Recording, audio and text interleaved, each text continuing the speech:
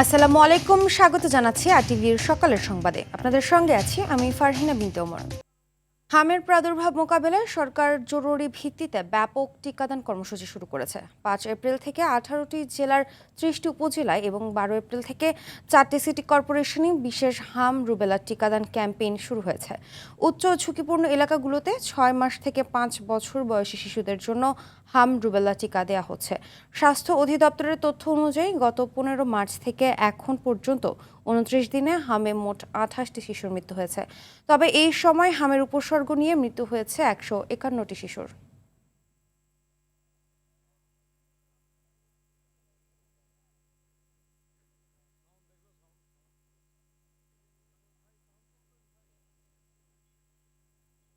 এদিকে হাম প্রতিরোধে চলমান টিকাদান কর্মসূচির মধ্যেও বাড়ছে আক্রান্ত রোগীর সংখ্যা। গত ২৪ ঘন্টায় হাম আক্রান্ত হয়ে রাজশাহী মেডিকেল কলেজ হাসপাতালে রোগী ভর্তি হয়েছেন। হামের উপসর্গ নিয়ে বর্তমানে হাসপাতালটিতে চিকিৎসাধীন আছেন মোট ১৫৮ জন। বরগুনায় নতুন করে হামে আক্রান্ত হয়েছে আরও ৩৮ জন। জেলায় বর্তমানে ৩০টির বেশি শয্যা প্রস্তুত থাকলেও রোগীর সংখ্যা বাড়তে থাকায় চিকিৎসা সেবা দিতে হিমশিম খাচ্ছেন স্বাস্থ্যকর্মীরা।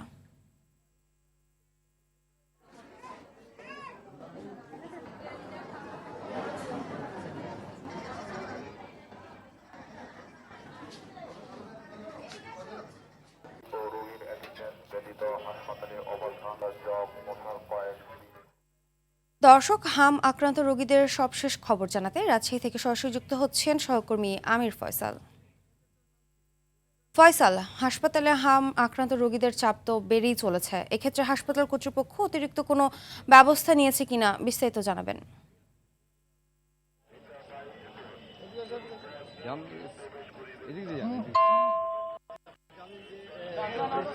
সংক্রমিত অবস্থার মধ্যেই রয়েছে এখন দুরবস্থা কিন্তু যদিও টিকাদান কর্মসূচি চলছে সারা দেশব্যাপী, রাজশাহীতেও এর তবে গত ২৪ ঘন্টায় পাশাপাশি ৯ জন নতুন রোগী ভর্তি হয়েছে রাজশাহী মেডিকেল কলেজে। কিন্তু আমাদের যে জেলার যে সিভিল সার্জন অফিস থেকে পাচ্ছি সেখানে আমরা দেখতে গত ২৪ ঘন্টায় ২৩ জন আক্রান্ত হয়েছে এবং রাজশাহী মেডিকেল কলেজ আর এর পাশাপাশি রাজশাহী মেডিকেল কলেজ হাসপাতালে কিন্তু ১৫০ জন রোগী হামলে আক্রান্ত হয়ে রয়েছে। সেখানে সাথে রয়েছে আইসিইউ এবং শিশু যে ওয়ার্ড রয়েছে সেই ওয়ার্ডগুলিও কিন্তু রয়েছে। এর পাশাপাশি কিন্তু একটি ওয়ার্ড রয়েছে যেখানে আইসোলেশন ওয়ার্ড বলা হচ্ছে, সেখানেও রোগীদের পর্যবেক্ষণে রাখা হয়েছে হামের চিকিৎসাধীন অবস্থায়। বলা যায় যে রাজশাহী সহ যে এই উত্তর এবং দক্ষিণাঞ্চলের বেশ কয়েক জেলা থেকে রোগীরা রাজশাহীতে আসেন এবং তারা চিকিৎসা প্রয়োজনে তাদের আইসিইউ যে রয়েছে সেই আইসিইউতেও তাদেরকে প্রয়োজনের স্বার্থে তখন আইসিইউ সবার জন্যই ব্যবহার হচ্ছে চিকিৎসায় এবং আইসোলেশন ওয়ার্ডেও শিশুরা ভর্তি রয়েছে। আর বলা যায় যে এখানে মানুষ কিন্তু এক ধরনের আতঙ্কমুক্ত এখন রয়েছে, কারণ একটি রোগ এবং শিশুরা সহজে আক্রান্ত হচ্ছে এবং এখানে। ধন্যবাদ আপনাকে। জীবন যাদের বাঁচানোর কথা তাদের কাছে গিয়েই যেন প্রাণ যায় যায় অবস্থা, যেখানে লাইফ সাপোর্টে থাকা রোগীদের রোগ নির্ণয়ের রিপোর্ট দেন টেকনিশিয়ানরা, আর ফোন কলে চলে বিশেষজ্ঞ চিকিৎসকের পরামর্শ। রাজধানীর অনেক হাসপাতালেই চলছে সেবার নামে এরকম বাণিজ্য। যাদের দেখভাল করার কথা সেই স্বাস্থ্য অধিদপ্তরও সাফাই গাইছে তাদেরই পক্ষে। তবে সিভিল সার্জন ও বিশেষজ্ঞরা বলছেন ভিন্ন কথা। কি চলছে স্বাস্থ্য খাতে? আলী হোসেনকে সঙ্গে নিয়ে মোহাম্মদ সাইমের ধারাবাহিকের আজ থাকছে দ্বিতীয় পর্ব। ছবি তুলেছেন নাজমুল হোসেন সাইমন। উত্তরা ঢাকা স্পেশালাইজড হসপিটাল, চকচকে ভবন আর নজরকাড়া ডেকোরেশন দেখে যে কারোই ভরসা আসে উন্নত চিকিৎসা সেবা পাওয়ার। তবে ভিতরে যেতেই বেরিয়ে আসে আসল দৃশ্য। 10 বেডের আইসিইউ, কোনো বিশেষজ্ঞ চিকিৎসক না থাকলেও মাত্র একজন মেডিকেল অফিসার উপস্থিত থেকে ফোন কলের পরামর্শে সেবা দিচ্ছেন লাইফ সাপোর্টে থাকা রোগীদের। আমাদের এখানে 24 আওয়ার আমাদের আইসিইউ মেডিকেল অফিসার থাকে। কখনো নিউরোলজির কনসালটেন্ট দরকার পড়লে জি অবশ্যই যোগাযোগ করি। তারা তখন ইমিডিয়েট আসার চেষ্টা করে। যদি কখনো একটু লেট হয় তখন আমরা সেই প্রসিডিউর ফলো করি। একই অবস্থা এনআইসিইউ, পিআইসিইউর। আপনি যেরকম কন্টিনিউ থাকেন এরকম কেউ থাকে না। কন্টিনিউ আমরা প্রতিদিন একজন থাকে, 7 দিনে 7 দিন আপনারা থাকেন? জি জি যারা স্পেশালিস্ট যারা, জি। ওনারা কন্টিনিউ আপনাদের মতো থাকেন না না না না। গুরুতর অবস্থায় থাকা এসব রোগীদের সার্বক্ষণিক পরীক্ষা নিরীক্ষার জন্য সকাল থেকে দুপুর পর্যন্ত পাওয়া যায়নি কোনো প্যাথোলজিস্ট ও রেডিওলজিস্ট। চোখ ধারানো ভবনের সাথে রয়েছে নজরকাড়া নাম, ভিতরেও রয়েছে চিকিৎসা ক্ষেত্রে গুরুত্বপূর্ণ সব ইউনিটগুলো। আইসিইউ, এনআইসিইউ, পিআইসিইউ থেকে শুরু করে ওটি সবকিছুই রয়েছে, নেই শুধু বিশেষজ্ঞ কোনো চিকিৎসক। এমন অবস্থায় জানতে চাই কিভাবে বিশেষায়িত হাসপাতালটি পরিচালিত হচ্ছে। পরিবেশের সার্ভিসের আগে আপনাদেরকে হসপিটালের লাইসেন্সগুলো দিয়ে দেওয়া হয়েছে। কোনো কনসাল্ট বেতন করতে হবে না, আমরা চেম্বার করে আমাদের ভর্তি থাকে, ভর্তি করে। আপনাদের এনআইসিউর জন্য শুধু মেডিকেল অফিসার পেইড। চিকিৎসা সেবার এমন পরিস্থিতিতে স্বাস্থ্য অধিদপ্তর বলছে আইসিইউ সেবায় এমবিবিএস ডাক্তার অনকল বিশেষজ্ঞ চিকিৎসকের পরামর্শে সেবা নিশ্চিত করবে। সার্বক্ষণিক থাকার প্রয়োজন নেই প্যাথোলজিস্ট ও রেডিওলজিস্টেরও। আইসিইউর জন্য আপনার নিয়োগপ্রাপ্ত মেডিকেল অফিসার থাকবে প্রশিক্ষিত, আর কনসালটেন্ট সাধারণত তারা অনকলে আসে। তো যদি কনসালটেন্ট, রেডিও কনসালটেন্ট সার্বক্ষণিক উপস্থিত থাকার মতো কোনো বিশেষজ্ঞ না, তারা এক সময় আসবে, এসে রিপোর্ট করে দিয়ে চলে যাবে, বা যেই ব্যক্তি রিপোর্ট করবে তাকে বিশেষজ্ঞ হতে হবে। তবে সিভিল সার্জন বলছেন পূর্ণাঙ্গ হাসপাতাল পরিচালনায় থাকতে হবে নিয়োগপ্রাপ্ত ক্রিটিক্যাল কেয়ার মেডিসিন বিশেষজ্ঞ, প্যাথোলজিস্ট ও রেডিওলজিস্ট। আইসিইউ থাকে, একটা রোগী অপারেশন করলেন, করার পর এটা আইসিইউতে ভর্তি হলো। আইসিইউ থাকলে আইসিইউর স্পেশালিস্ট লাগবে, ক্রিটিক্যাল কেয়ার মেডিসিন স্পেশালিস্ট লাগবে, অ্যানেস্থেসিয়ার ডাক্তার লাগবে। এখন আপনি রোগী অপারেশন করে চলে গেলেন, আইসিইউতে যদি মেডিকেল অফিসার থাকে, সেটা আসলে এটা সঠিক না। স্বাস্থ্য অধিদপ্তরের এমন নিয়মে প্রশ্ন থেকেই যায়, আইসিইউতে ভর্তি এসব রোগীর রোগ নির্ণয়ের পরীক্ষা নিরীক্ষা কি শুধু বিকেলেই দরকার হয়? আর তাদের শারীরিক অবস্থার অবনতিও কি শুধু বিকেলেই ঘটে? মোহাম্মদ সায়েম, RTV, ঢাকা। কাটছে না জ্বালানি তেলের সংকট, ঘন্টার পর ঘন্টা লাইনে দাঁড়িয়েও তেল নিতে বিপাকে যানবাহন চালকরা।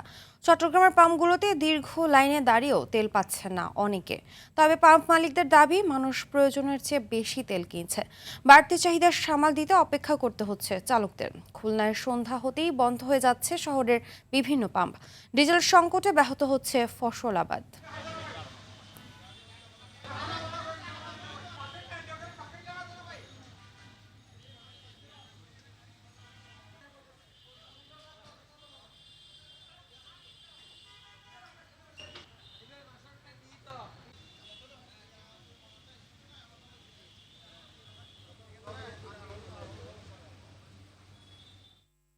দর্শক, এই মুহূর্তে রাজধানীর পরিবাগ মেঘনা পেট্রোল পাম্পে আছেন আমাদের সহকর্মী সর্দার রাজীব, এবং চট্টগ্রাম থেকে সরাসরি যুক্ত হচ্ছেন সাইফুল মাহমুদ। প্রথমে চলে যাচ্ছি রাজীবের কাছে। রাজীব, পাম্পগুলোতে তো তেলের সংকট দেখছেন, সেই সাথে গ্রাহকরা কি বলছেন এবং সেখানকার সার্বিক পরিস্থিতি আমাদের জানাবেন।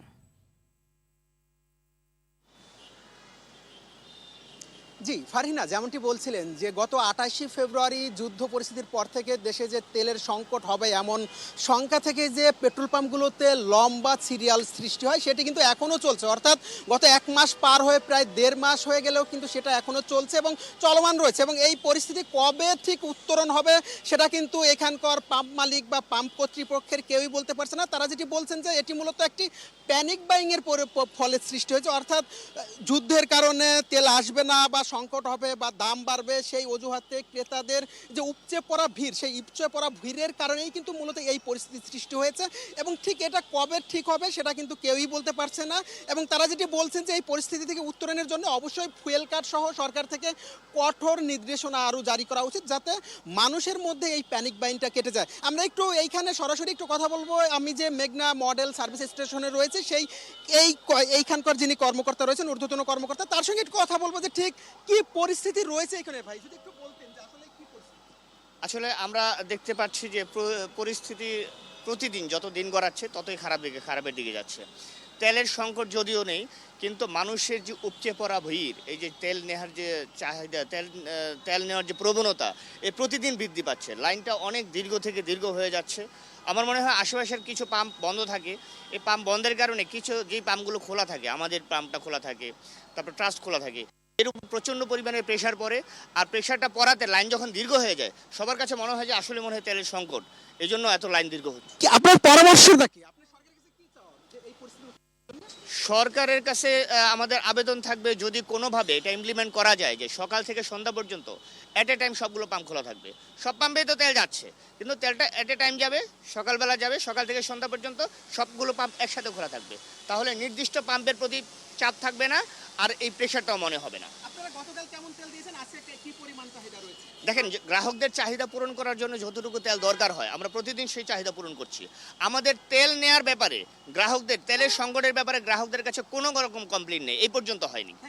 আমরা কথা বলছিলাম একজন ঊর্ধ্বতন কর্মকর্তার সঙ্গে। আমরা যদি একটু বলে রাখি, ঠিক মডেল মেঘনা সার্ভিসে যেখানে তেল পাওয়া যাচ্ছে, পার্শ্ববর্তী পদ্মা ওয়েলে কিন্তু কোনো তেল নেই। অর্থাৎ পাশেই যে পদ্মা ওয়েল কোম্পানির পূর্বাচল ট্রেডার্স রয়েছে, সেই পূর্বাচল ট্রেডার্সে এক চুলও পরিমাণ তেল নেই। তারা যেটি বলেছেন, সর্বশেষ শনিবার রাতে তাদেরকে 13,500 লিটারের একটি ট্যাঙ্ক এসেছিল এবং সেই তেলটি রোববার সকালের মধ্যে ফুরিয়ে গেছে। তারপর থেকে কিন্তু তেল নেই, যদিও সেখানে সিএনজি বা গ্যাস পাওয়া যাচ্ছে, কিন্তু সেটারও চাপ কম রয়েছে। তো এই যখন পরিস্থিতি, তখন একটাই প্রশ্ন উঠছে, মানুষের মধ্যে প্যানিক বাইংটা যদি কাটানো যায় তাহলে হয়তো বা পরিস্থিতি উত্তরণ হতে পারে। এবং আমরা এই ছিল আমাদের কাছে সর্বশেষ। আমরা চলে যাচ্ছি চট্টগ্রামে, সেখানে রয়েছেন আমাদের আরেক সহকর্মী সাইফুল। আমরা সাইফুলের কাছ থেকে জানতে চাবো সেখানকার পরিস্থিতি। সাইফুল।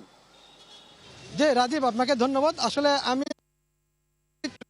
সবচেয়ে গুরুত্বপূর্ণ একটি জায়গা, সেটি হচ্ছে যে আন্দরকিল্লা এবং চকবাজার এলাকায় কিউসি ট্রেডিংয়ে। এখানে কিন্তু আসলে প্রতিদিনই কিন্তু আসলে শত শত গাড়ি কিন্তু তেল নেওয়ার জন্য ভিড় করে এবং সেই মোতাবেক আজকেও কিন্তু আসলে ভিড় করতে তাদের এই কিউসি ট্রেডিংয়ের প্রতিদিনের চাহিদা থাকে আসলে 36,000 লিটার। তারা কিন্তু আজকে 27,000 লিটার অকটেন পেয়েছে এবং 9,000 লিটার তারা ডিজেল পেয়েছে। কিন্তু তাদের যেই দাবি, সেটি ছিল আসলে তাদের দাবি ছিল 27,000 ডিজেলে তাদের দরকার ছিল, যেহেতু আসলে এখানে বাণিজ্যিক এলাকা, সেই হিসেবে যে শিল্প প্রতিষ্ঠানগুলো আছে, সেই শিল্প প্রতিষ্ঠানে যখনই আসলে দেখা যায় যে বিদ্যুৎ ফল করে, তখন কিন্তু জেনারেটরের উপর নির্ভরশীল। এখন এই জেনারেটরের কিন্তু আসলে যখন তেল ডিজেল পাওয়া যাচ্ছে না, তারা কিন্তু আসলে তখনই কিন্তু তাদের কষ্ট হচ্ছে এবং সেই সাথে একই সাথে শিল্প প্রতিষ্ঠানগুলোর উৎপাদন ব্যাঘাত ঘটছে বলে বিজেএমএর পক্ষ থেকে জানিয়েছেন। অনেক বিজেএমএর মালিকের সাথে আমরা কথা বলেছিলাম, তারা আমাদেরকে বলেছে আসলে তারা সঠিক সময়ে আসলে এই ডিজেল যদি না পায়, তাহলে কিন্তু তাদের ফ্যাক্টরির উৎপাদন বন্ধ থাকে, আর বন্ধ থাকলে কিন্তু তারা আসলে যথাসময়ে শিপমেন্ট করা নিয়ে তাদের মধ্যে একটা সংশয় দেখা দিয়েছে। আসলে চট্টগ্রামের বেশ কিছু পেট্রোল পাম্প রয়েছে, উপজেলা এবং জেলা মিলে কিন্তু আসলে শতাধিক পেট্রোল পাম্প রয়েছে। সবগুলো পেট্রোল পাম্পে কিন্তু আসলে তেল দিচ্ছে না। চট্টগ্রাম সিটিতে হাতে গোনা 2-1টি পেট্রোল পাম্প কিন্তু আসলে তেল দিচ্ছেন। এই পেট্রোল পাম্পটিতে যতটুকু সম্ভব কর্তৃপক্ষ তাদেরকে দিচ্ছেন এবং তাদের চাহিদা মোতাবেক দিচ্ছে, গ্রাহকের কোনো ধরনের তাদেরকে বাধা দিচ্ছে না। তবে একটাই, সেটি হচ্ছে যে যাতে আসলে এটার দ্রুত একটা সমাধান চাচ্ছেন সবাই, যেহেতু আসলে এটা দীর্ঘদিনের একটা সমস্যা। এটি আসলে কবে নাগাদ আসলে এটির সমাধান হবে সেটাও কিন্তু আসলে বোঝা যাচ্ছে না। এবং আরেকটা বিষয় জানিয়ে রাখি, সেটি হচ্ছে যে আসলে চট্টগ্রাম বন্দরে ইতিমধ্যে 5টি জাহাজ এসেছে জ্বালানি তেল নিয়ে, এবং আরও জাহাজগুলি ধীরে ধীরে আসবে। আমরা একজনের সাথে কথা বলবো, আসলে তিনি কতক্ষণ ধরে এখানে দাঁড়িয়ে আছেন একটু জানতে চাইবো। আমি আসছি যে বোর ফার্স্টটায় আওয়াজ আছে, এখন বাঁচতেছে আপনার 10টা। এই এখন ফার্ম খুলছে, এই এখন ধীরে ধীরে আস্তে আস্তে আগাচ্ছি আর কি। তেল পাবেন কিনা? হ্যাঁ, তেল পাওয়ার তো সম্ভাবনা দেখতেছি। আসলে শুনছিলেন একজনের বক্তব্য, তিনি যেটা বললো, আসলে তিনি ভোর 5টায় লাইনে দাঁড়িয়েছেন, তিনি তেল পাবেন এমনটাই তারা প্রত্যাশা করছেন। তবে আরেকজনের সাথে কথা বললো, তারা কিন্তু দীর্ঘক্ষণ ধরে লাইনে দাঁড়িয়েছে, একটু জানতে চাইব। কতক্ষণ ধরে লাইনে দাঁড়িয়ে আছেন? না, আমি তো সকালে আসছি, প্রায় 7টার দিকে আসছি, তো তাহলে এখন ওরা তেল নিয়ে আসছে, ওরা দিচ্ছে না, ওরা এই পেট্রোল পাম্পে কিন্তু সবার চেয়ে ভালো, গুড। আসলে যেটা শুনছিলেন, সেটি হচ্ছে যে আসলে এখানে যতটুকু তেল সম্ভব তাদেরকে সবাইকে দিচ্ছে, তবে কেউ কিন্তু এখনো পর্যন্ত সেরকম কোনো অভিযোগ হয়নি। তবে সবথেকে বড় বিষয় যেটি হচ্ছে যে শিল্প কারখানার মালিকরা কিন্তু আসলে উদ্বেগ প্রকাশ করেছেন। তারা চাচ্ছেন তাদের জেনারেটর চালানোর জন্য যে ডিজেল প্রয়োজন, সেটি কিন্তু আসলে খুবই দরকার। তবে সেটি যদি পাওয়া যায়, তাহলে তাদের শিল্পের আসলে কোনো সমস্যা হবে না বলে তারা মনে করেন। ফারহিনা, এটাই ছিল আমার কাছে সর্বশেষ সংবাদ পাম্প থেকে। আপনাদের দুজনকে অসংখ্য ধন্যবাদ। পৃথক সুপ্রিম কোর্ট সচিবালয় ও বিচারক নিয়োগ সহ বেশ কয়েকটি অধ্যাদেশ বাতিলের মাধ্যমে সরকার পুরনো বন্দোবস্তের দিকেই হাঁটছে বলে অভিযোগ ঐক্যমত্য কমিশনের সদস্য ও আইনজীবীদের একাংশের। তবে ভিন্ন মত সরকারের। সংসদে বিশেষ কমিটির সভাপতি জয়নুল আবেদিন জানান, নতুন বাংলাদেশের পথেই হাঁটছে সরকার। তার মতে পাশ না হওয়া বিলগুলো অধিকতর সংশোধন ও নতুনভাবে উপস্থাপনের সুযোগ আছে। বিস্তারিত জানাচ্ছেন শামীম চৌধুরী। গণভোট, দুর্নীতি দমন কমিশন, গুম প্রতিরোধ সহ ১৩টি অধ্যাদেশের ক্ষেত্রে সংসদে কোনো সিদ্ধান্ত না আসায় এসবের ভবিষ্যৎ অনেকটাই অস্পষ্ট বলে মনে করছে সংসদে বিরোধী দল।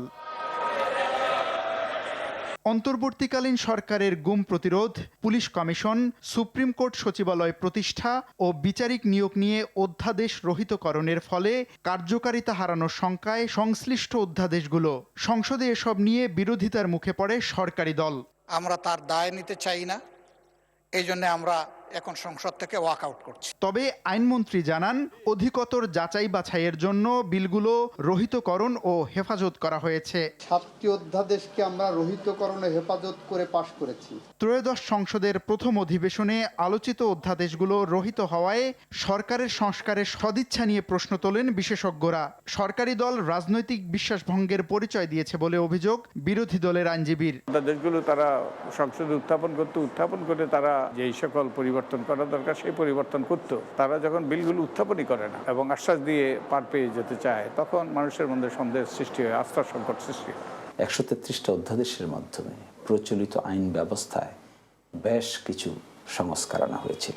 সবগুলো সংস্কারকে তারা পুরনো কায়দায় ফিরিয়ে নিয়েছেন। এই জন্য আপাতত আমরা আর বিশ্বাস করতে পারি না। যদি বিশ্বাস করতে হয় তাহলে তাদেরকে বিশ্বাস করাতে হবে আমাদেরকে। তবে অন্তর্বর্তী সরকারের আমলে জারি হওয়া অধিকাংশ অধ্যাদেশ বিলাকারে পাশ হওয়াকে ইতিবাচক হিসেবে দেখছেন অনেক আইনজীবী। বিলাকারে পাশ হওয়ার আগেই বিরোধী দলের সদস্যদের সঙ্গে অধ্যাদেশগুলো নিয়ে বৈঠক হয়েছে বলে জানান সংসদে অধ্যাদেশ সংক্রান্ত বিশেষ কমিটির সভাপতি। 113টাকে আইনে পরিণত করা হয়েছে। এগুলোর মধ্যেও গুরুত্বপূর্ণ কিছু সংস্কারের বিষয় আছে, আরো গুরুত্বপূর্ণ বিষয় আছে। বিরোধী দলের পক্ষ থেকে এবং আমরা মিলে আমরা এই অধ্যাদেশগুলো পরীক্ষা করেছি। পরীক্ষা নিরীক্ষা করে ওনাদের যে প্রস্তাব সেগুলো যেগুলোর উপরে ওনারা ডিসেন্ট দিয়েছেন, আমরা রিপোর্টের মধ্যে ডিসেন্টের কথা লিখে দিয়েছি। যাচাই বাছাই শেষে শক্তিশালী রূপে আইনে পরিণত হওয়ার সুযোগ রয়েছে বলেও জানান অ্যাডভোকেট জয়নুল আবেদিন। যদি আপনারা এই আইনগুলোকে অধিকতর সংশোধন আকারে আনতে চান, তাহলে পরবর্তীতে আনার স্কোপ আছে। শামীম চৌধুরী, RTV, ঢাকা। আগামী 14 এপ্রিল পহেলা বৈশাখে কৃষক কার্ড বিতরণ কর্মসূচির উদ্বোধন করতে টাঙ্গাইল যাচ্ছেন প্রধানমন্ত্রী তারেক রহমান। এটি প্রধানমন্ত্রী হিসেবে ঢাকার বাইরে দ্বিতীয় সফর তার। এই সফরকে ঘিরে জেলা জুড়ে বিরাজ করছে সাজ রব। এদিকে প্রধানমন্ত্রীর সফর ঘিরে 4 স্তরের নিরাপত্তা ব্যবস্থার কথা জানায় পুলিশ। টাঙ্গাইল প্রতিনিধি কামাল হোসেনের তথ্যচিত্রে জানাচ্ছেন নাদিরা সুলতানা।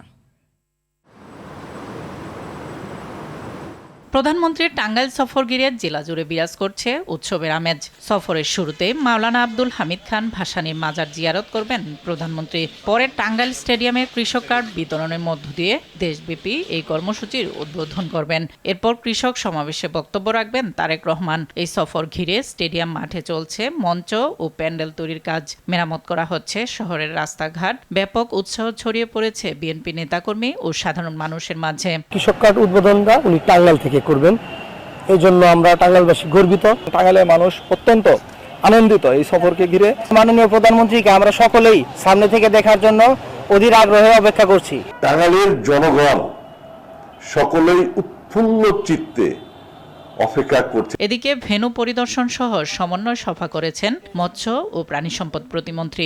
মাওলানা আব্দুল হামিদ খান ভাসানীর ঐতিহ্যবাহী টাঙ্গাইল, এই টাঙ্গাইল থেকেই কৃষিকাজ উদ্বোধন হবে। এটা আমাদের অত্যন্ত গর্বের বিষয়। টাঙ্গাইলের মানুষ অত্যন্ত আনন্দের সাথে এই প্রোগ্রামটি গ্রহণ করেছে। তারা অনেক বেশি তাদের উৎসাহ উদ্দীপনা রয়েছে মাননীয় প্রধানমন্ত্রীকে কিভাবে বরণ করবেন। আর নির্ধারিত ভেন্যুতে 4 স্তরের নিরাপত্তা ব্যবস্থার কথা জানায় পুলিশ।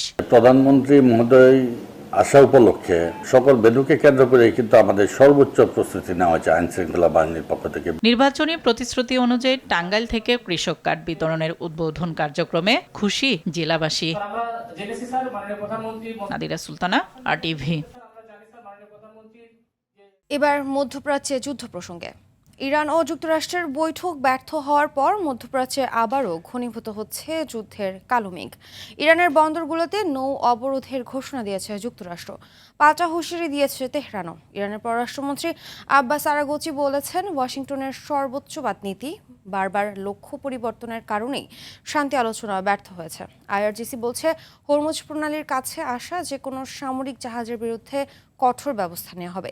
এদিকে দক্ষিণ লেবাননে অব্যাহত রয়েছে ইসরায়েলি বোমা হামলা। উত্তেজনার প্রভাব পড়েছে বিশ্ববাজারে।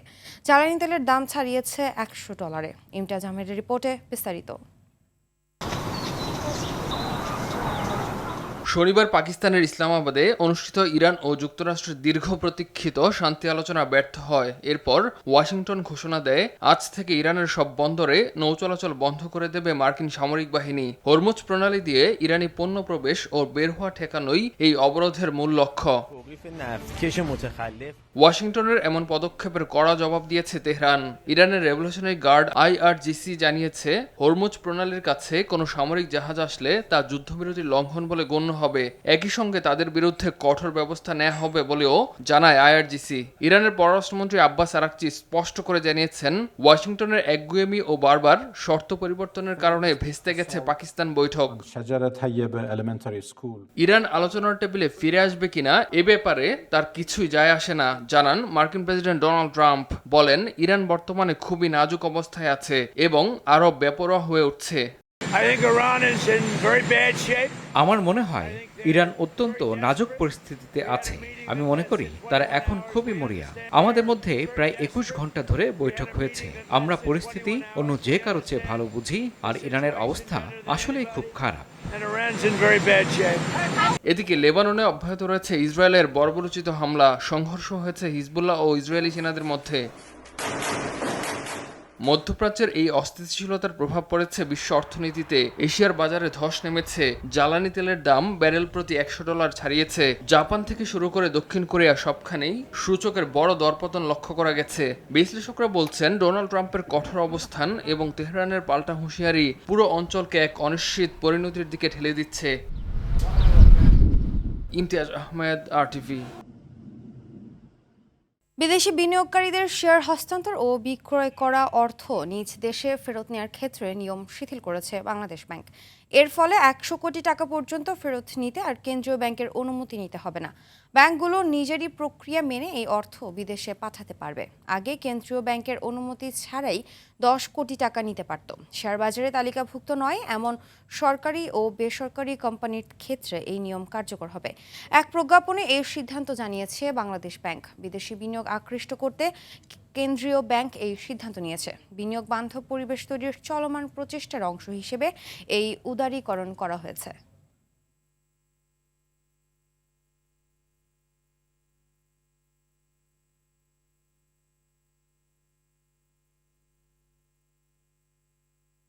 আবারও আন্তর্জাতিক প্রসঙ্গ। হাঙ্গেরিতে দীর্ঘ 16 বছর ক্ষমতায় থাকা প্রধানমন্ত্রী ভিক্টর অরবান ও তার দলের ভরাডুবি হয়েছে। ইউরোপের এই দেশটির পার্লামেন্ট নির্বাচনে জয় পেয়েছে পিটার মাজিয়ারের তিসজা পার্টি। ওয়াশিংটন পোস্টের খবরে বলা হয়েছে, মার্কিন প্রেসিডেন্ট ডোনাল্ড ট্রাম্প ও রাশিয়ার প্রেসিডেন্ট ভ্লাদিমির পুতিনের ঘনিষ্ঠ বন্ধু ভিক্টর অরবান পরাজিত হয়েছেন। পরাজয় স্বীকার করে নিয়ে পিটারকে অভিনন্দন জানিয়েছেন প্রধানমন্ত্রী অরবান। আন্তর্জাতিক গণমাধ্যমগুলো বলছে, 98% বেশি ভোট গণনা শেষে পিটারের মধ্য ডানপন্থী তিসজা পার্টি 138টি আসনে জয় পায়, আর অরবানের জাতীয়তাবাদী দল ফিদেস পেয়েছে 55টি আসন। এছাড়া কট্টর ডানপন্থী আওয়ার হোমল্যান্ড 6টি আসনে জয় পেয়েছে। মোট 199টি আসনে পার্লামেন্ট নির্বাচন হয়েছে।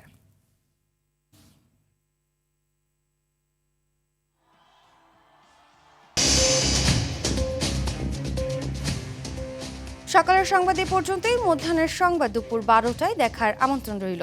ধন্যবাদ সবাইকে।